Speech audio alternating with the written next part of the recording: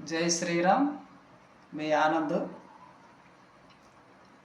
చుట్టుపక్కల ఉన్నటువంటి గ్రామాల్లోని దేవాలయాలన్నీ కూడా మరుగున పడిపోతూ ఉంటే దేవాలయాలు కడదామని చెప్పి చర్చలు జరుపుకుంటున్నారు రాజకీయంగా. సువార్త పేరుతో పాస్టర్లు గ్రామాలను దర్శించి రోజుకి కొన్ని వందల మందిని హిందువుల్ని క్రైస్తవులుగా బాప్తిజాలు ఇచ్చేస్తూ గవర్నమెంట్ ఇచ్చినటువంటి స్థలాల్లో కూడా చర్చిలు వెలిసిపోతూ ఉన్నాయి, పాస్టర్లు పుట్టగొడుగుల్లో లేసిపోతూ ఉన్నారు. సువార్తల ద్వారా అన్ని గ్రామాల్లో కూడా కొన్ని వందల మందికి బాప్తిజాలు ఇచ్చేస్తూ ఉన్నారు.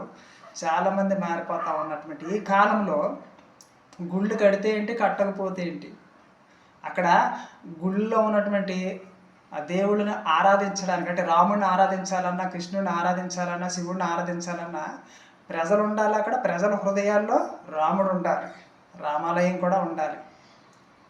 అన్ని గ్రామాల్లో కూడా పుట్టుకోకుడు చెట్టుకోకుడు చొప్పున పాస్టర్లు లేసి గ్రామాలు వెళ్ళి సువార్తలు ప్రకటించి జనాన్ని మార్చేస్తూ ఉంటే మీరేమో దేవాలయాలు కడదాం, చందాలు వసూలు చేయడం, ఇందులోని కార్యక్రమాలు బిజీగా ఉంటున్నారు. దీనివల్ల ప్రయోజనం లేదు. పాస్టర్లు ఏమో గ్రామాలు దర్శించి ప్రజల యొక్క సమస్యలను తెలుసుకొని వాళ్ళు క్రైస్తవ వైపు నడిపిస్తూ ఉంటే హిందువులు మాత్రం ఎప్పుడు కూడా గ్రామాలు దర్శించడం,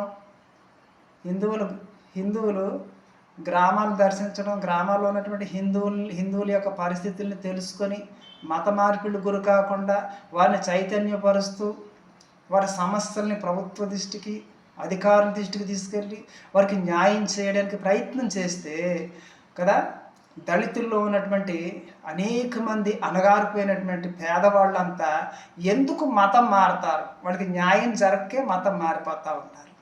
ఒక్క హిందువు కూడా గ్రామాలు దర్శించడానికి కానీ వారి సమస్యలను తెలుసుకోవడానికి ప్రయత్నం చేయరు. పాస్టర్లు అయితే చక్కగా వెళ్ళి వారి సమస్యలను తెలుసుకొని వారి సమస్యలను పరిష్కరించి కదా క్రైస్తవులకు నడిపిస్తూ ఉన్నారు. కనుక క్రైస్తవ్యము ముందుకి వేగంగా దూసుకుపోతూ ఉంది.